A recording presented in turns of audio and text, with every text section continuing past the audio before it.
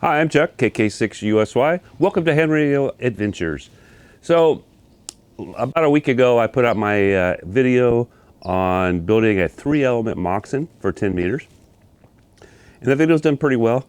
About 5 days, I had 2,000 views, so I'm pretty happy with that. But today is the second stage of this video, and I'm going to show you the build process and things I encountered which made it a problem. A little harder than a regular Moxon. If you're building a Moxon for the first time, try a 2-element. All the plans are out there, and they're pretty simple. When you add that third element, it gives you a few problems that we'll talk about in this video. Now, my plan was to use these fiberglass stakes, these are basically electric fence stakes, and I really like them. They're pretty strong. They're not super light, but they work really well. I wanted to bring them into this hub because they fit this hub really well. Now, this hub presented other problems on how I was going to attach things, but it didn't really matter because this idea didn't really work very well. And to extend them, I had these joints, because they weren't long enough to go all the way out, so extending them, but these joints move, and it was supposed to fold up eventually, and then I'm like, well, it's only one band, why even bother, because it's pretty quick to put up anyhow. So that was that. I did end up using this, which is a electric fence. I'll get close-ups of all these guys. This is a electric fence. They're made to either go on the end of those poles, or you put them into some kind of a post to run the wires through. They work really good for this project. Same thing I used in my first 20-meter Moxon that I built a couple years ago. All right, now the poles I ended up using were the fiberglass poles that I used for my 20-meter Moxon. And what I did is I took the first two sections out because the end section fit this perfectly, or pretty close to perfect.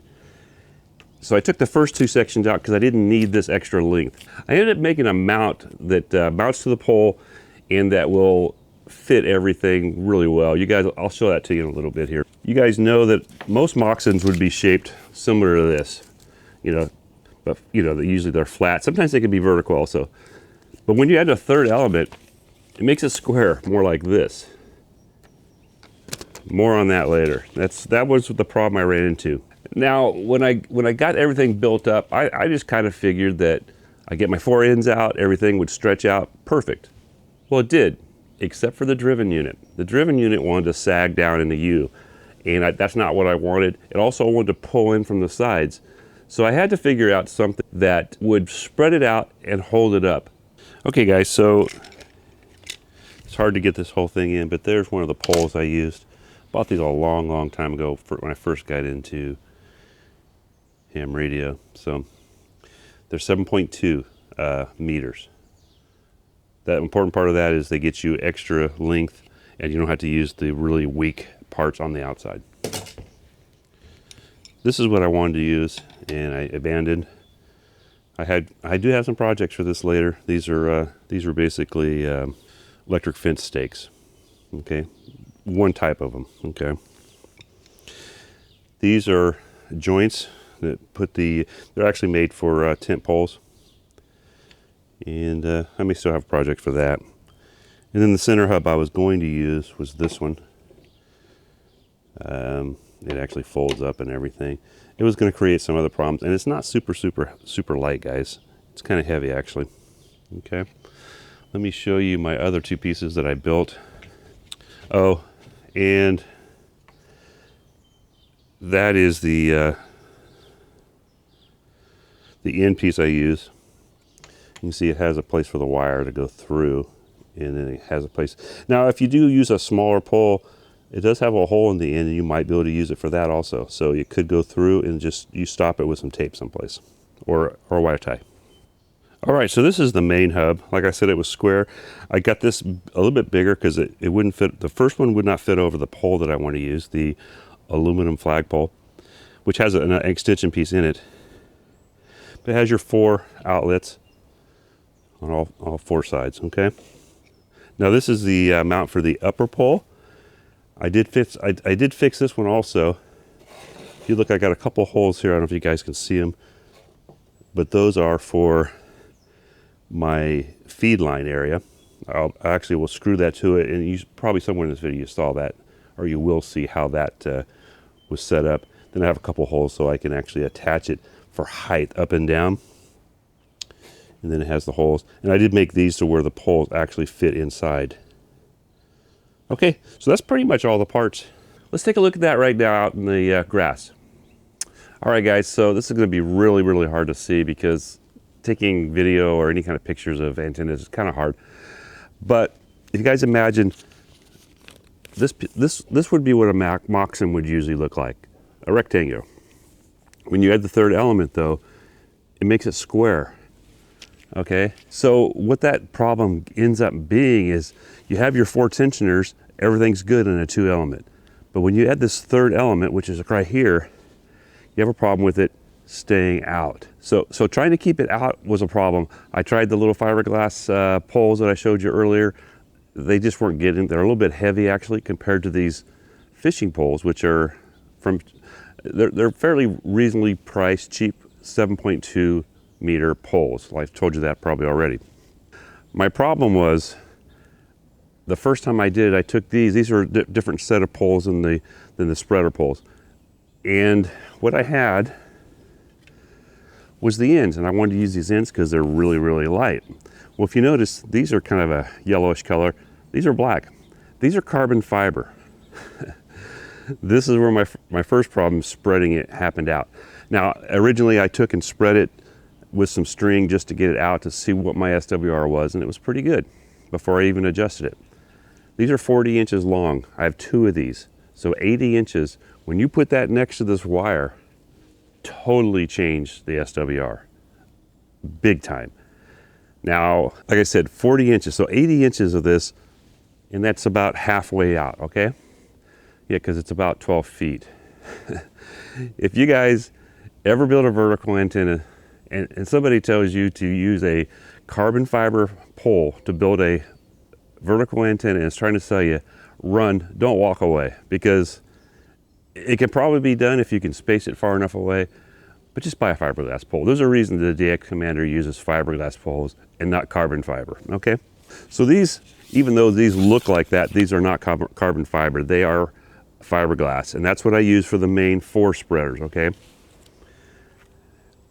And what I did with those is I knew my end pieces that I wanted to use that I showed you were going to be, they fit the poles that I used for my 20 meter Moxon, so, you know, just a 2 element one. So what I did is I made my middle section fit the ones that fit down to that. So I didn't use the I didn't use the end pieces like I did on my 20 meter Moxon because it didn't need as much length. So I just took I think 2 sections out of this, and that was perfect, pretty much perfect. And we talked about what the problems with these poles can show you. So hopefully you guys can see this. So what I did is I brought it out, I made an upper bracket. I think I showed that to you guys already. And I just brought these out and I kind of sided them. I also suspended these a little bit just to keep the ends up. And it's pretty level. I mean, if it's not perfect, it's still gonna work, guys. You're gonna have a really good antenna.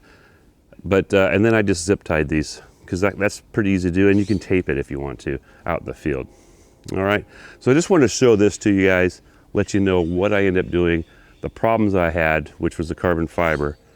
And like I said, the little fiberglass poles I used, the joints I used just weren't strong enough for what I wanted to do. Now you could probably use tent poles because they have a nice little bungee cord thing, keeps everything tight. And for this whole project, you use bungee cords. What I found out at my hex beam is the tent poles, not bungees, with the tent poles with a bungee cord inside. What I found out in my hex beam project is when I used these poles, which I actually preferred, the problem with them was I couldn't leave all the joints. For a 6 element or a 6 band antenna, it makes a big difference. Now you have to put all those things on. For a 1 band antenna, it's just put it on the end. It's quick. I can probably set this up in about 10-15 minutes at the most. I mean, it's probably more like 5 or 10 minutes. 2 people could probably do it in 5 minutes. All right, I just wanted to show you guys that part. Now, let me show you some of the parts that I designed up myself. Now, I could give you the STL for this, but unless you buy the exact same poles, it probably won't work. When Michael did his KB9 VBR, he used poles that were readily available. The ones I use, the black ones I have, I can't even find those anymore. I got them off of eBay. The tan looking ones I got off of Amazon. It took forever. So if you want to build one, do a 2-element. Maybe use the poles that Mike used. He used the Black Widows from Shakespeare, I think. He gets them from Walmart. I know my buddy, the Smoking Ape, just bought some, and they were like 40 bucks, which is delivered to his house, which is a steal. The reason I use the 7.2s was because they were longer than I needed, and I knew that the end sections were not really strong. And I prefer the upside down antenna look for a couple of reasons. When you bend those poles up and put tension on them, it makes it more steady. Doesn't blow around in the wind as much. Now this thing sat out here for a week in the wind. We had quite a bit of wind, and then all of a sudden we got heat. Now I did print my first ones in PLA plus, just like Michael did. They're so thick that it sat out here in 100-degree weather and it was just fine. PLA has a problem with, I mean, if you're gonna do this permanent, I would use totally different stuff. This is a portable antenna, guys. And then I did find out from one of my viewers that the Kevlar string I use, he says, will turn brown and deteriorate after a while. I'm not too worried about it. It was way heavier duty than I needed, and I don't plan on leaving this up all the time. But if you do plan on leaving it up all the time, find something better than that. Something like that they use for guying masts and stuff.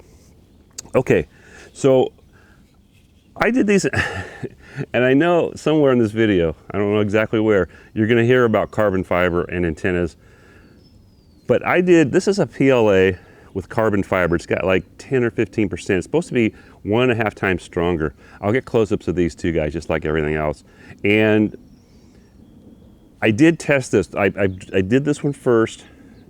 The other one doesn't really matter because it doesn't come anywhere near the wires. But this one does when it crosses. I set it on it, it didn't change the SWR, so there's not that much carbon fiber and nothing like the two end pieces that I put on, okay? It's mine square, it's way different than the mount that Michael made. And Michael has his on Thingiverse. If you guys want to do it, super easy, just be prepared, about 20 some hours of print time. That's what they don't tell you about printing. Now printing is a great thing. 3D printing is what I'm talking about for doing all kinds of stuff in ham radio, but it takes a lot of time. 23 hours for this one, 13 hours for this one, guys. The carbon fiber does slow you down a little bit. Oh, and if you guys have not seen these, we're getting a new color. It's OD green. They should be in stock by the time you see this video.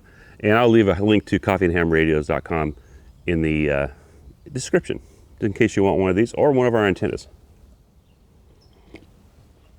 I'm trying to do this before it gets hot here, guys. Let me look at my notes. All right, whether you make a 2-element Moxon or a 3-element Moxon, when you get done, you'll be rewarded with a nice gain antenna that works really well. Now, the advantage, a straight Yagi, say you build a regular Moxon, 2 elements, a straight Yagi will have a little bit more gain than a Moxon or a hex beam. A Moxon and a hex beam are basically about the same. They're around 6 dBi, okay? Maybe you get 7 with a full-size Yagi. The advantage to both of those antennas, though, over the Yagi is the front-to-back ratio. It's a lot greater. So if you got a lot of noise, say you're in the middle of the states, United States, and you want to shoot to West Coast or you want to shoot to the East Coast, but you don't want to hear anything behind you, that's good for front-to-back. That's what front-to-back gets you. Sometimes with good front-to-back, you'll lose a little bit of gain, though. Okay. So you will be rewarded with a nice little antenna that's easy to deploy out in the field. It's super lightweight. I actually prefer this over the hex beam, guys. The only advantage to the hex beam that I see, if you want multiple bands, it's easier to do multiple bands, but you can do it with a Moxon also. I haven't tried that yet, but one of these days. All right, so for my final, you guys, if you haven't seen the first video, make sure you go back and watch. That was where I built all the wires for this. Now, for my final, mosquitoes are out. After I built it, I set everything up. My SWR was totally usable the way it was, but I wanted it just a little bit better. It was actually down in the 2700 megahertz area, you know, like some of the CB band area. It was actually, it would have done CB probably with a little tuning. But I wanted to bring it up a little bit. And what I ended up doing was bending all of them. I don't even know if this is totally correct, but they were all the right size. And then I bent them all back 2 more inches, every joint. So 4 inches off of everything. Let me show you, let me just tell you, and I'll try to show these to you guys in the video also. But at 2800, my SWR, it was 28074, was 1.11. The bottom of the band, guys. 28500 or 400, somewhere in that area, is 1.12. So 1.11, 1.12. At 2900, it was 1.119. How many antennas do you guys know that can be that wide banded with 18 gauge wire? Not a whole lot. I don't understand the physics or the science of the whole thing. Now, this was at 8 feet. Now 8 feet is as high as I could get it on my speaker stand. I'll put a link to the speaker stand. It's great for modeling stuff and building stuff off of it. And sometimes if you only need 8 to 10 feet, it's a great thing. Oh, one of the other things I wanted to tell you too, the other reason I like the antenna to go up, you gain about 3, 4, 5 feet of height because it's up instead of down. So when it goes down, you're losing height. When it goes up, you're taking it from there, and now you're going up another foot or 2, okay? That's another reason I like it going up. So it makes it easier to get your height. Now, for 10 meters, it doesn't have to be super, super high. I plan on getting this about 20 feet, give or take, maybe even just a little more. And hopefully before I do finish this video, I can set it up with all my new parts because I'm pretty sure they're gonna work for everything I wanna eventually do. I was sick when I did my first, the yellow mount that you guys probably see in this, and I messed up a couple. Actually the one for the poles was perfect because it was a little bit tighter than this one, I think. But the one for the upright was not big enough for the pole I eventually want to use. I want to put this on my aluminum flag mast that I can either put in my truck or I can put it in the tripod that I showed you in the hex beam video. Now, as I raise this thing up, what I've noticed in the past, and everybody usually says, the SWR will just get better. I don't know if they can get a whole lot better, but it may get wider. As you get it away from the ground, the antennas need to be up and high. And when you see these things modeled, that's in free space usually, which is perfect. And it's hard to get everything perfect. Now, I don't know if you guys went and looked at the site where I got the build from. That guy got somewhere around 16 dBi of gain, but he had 2 stacked, okay? It was 15.8, something like that. When you stack them, you pretty much gain 3 dBi right off the bat. Now, so you take that away, I would say this thing that would give us, let's see, say it's 15, so that would give us 12 dBi with this one. I don't think it's that high, but it might be. He kind of, if you look at the distances between the radios, he spread them out, so it's probably lost a little of the front to back from what a normal one would be, but it probably gained some gain. So 8 to 10 probably. Just guessing, but he has it on NZIC. I mean, you guys can look at the thing and do the math. I don't know, but that's imperfect, okay? You're never gonna get it perfect. I always say, if you want the band to close, have Chuck make an antenna for a certain band and it'll close. Well, I really did 10 meters because it's a great band, especially during the summertime for doing some DX, you'll see that I actually did do some pretty good DX, FT8. But the band has been closed since at least field day. And this thing's been sitting out here. I've been checking the band for 10 meters every day, nothing on phone, especially on phone. I did find yesterday, man, I got out here, I'm like, oh wow, some FT8. So I got out and did some FT8. I made about 10 contacts. A lot of my contacts, this is at 8 feet, guys, and pointed northeast, which was not good for Argentina, Chile. That's my first contacts on FT8, and I was getting pretty good signals. The first day I was only running 5 watts, and the guy gave me a +7, and I gave him a +6. I don't understand those plus and minuses on the FT8. I'm not a big FT8 guy, but I was amazed on how well it did do. The second day I ran 10 watts. I was just using my 705, 10 watts, and I made like about 10 contacts. Hang on a second, let me get my list. All right, guys, I got my list. I'll even give you the call sign. So You guys, I do have some video of this, but watching FT8 videos like watching paint dry, at least to me. But I'll put a little bit of that in there so you guys can see that I actually did make these contacts. So the first contact was LA3TSK Chile. The second contact, now this guy was super strong, LU1DX Argentina.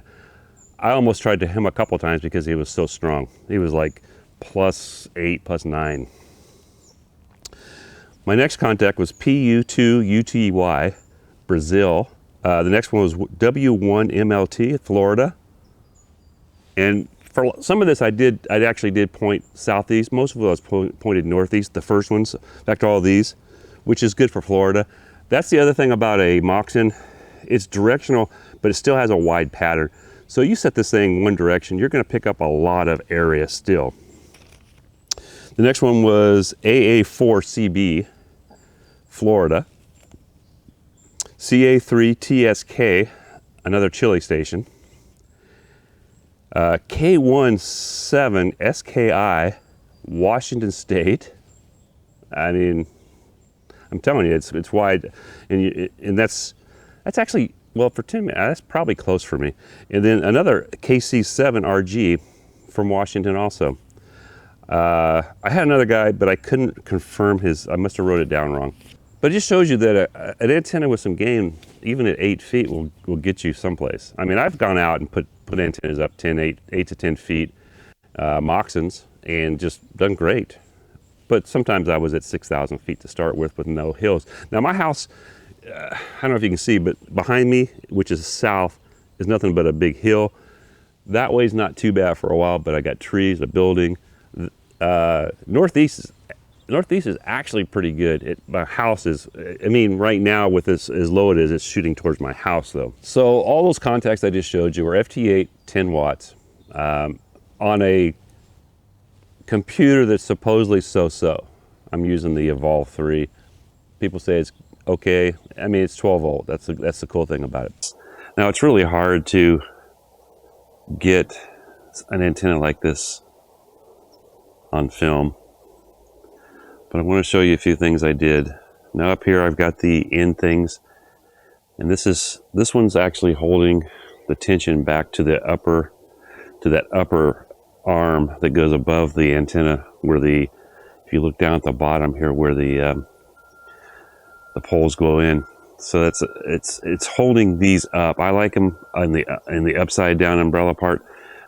Okay, so I use string here instead of the lightweight wire ties, and I have to tell you guys, it works pretty good. The easy part was actually the building the wires. I printed this here. Hopefully it's not too bright. Let me get some shade on it because it looked really bright. This is PLA Plus. This is what Michael used for his also.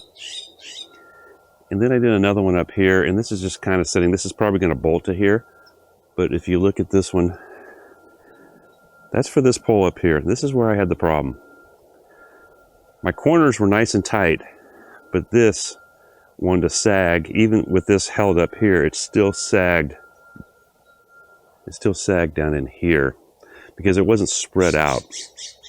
Now, if you take and look down this, it's pretty straight. I still need to adjust a little bit, but if you look, it's almost a straight line. It needs to go out just a little bit still, but I don't think that's going to hurt anything. When you guys look at a hex beam, it's got bends everywhere, and this is pretty straight. I just need to pull it out a little bit so it's more straight. Now on this other side, maybe I did get it better. Yeah, see, this side's almost totally straight. I don't know if you guys can see it. It's really hard to see. All right, so I just wanted to show this to you.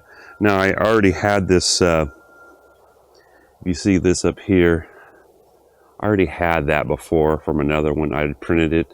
That's out of ABS. I wanted to use those little fiberglass poles here, but they were just kind of heavy. These are nice and light, and we'll talk about that too, about these poles. They're nice, but they're not perfect, okay? So, I don't know if you guys can see. I'll give you another little view here, how it comes out. And then I'll tell you guys what I did to actually get it tuned. It was pretty close. And I'll show you, these things are really wide banded. I'll see, I still got my things. I did shorten this right here for you guys, just so you guys will know. I'll talk about that.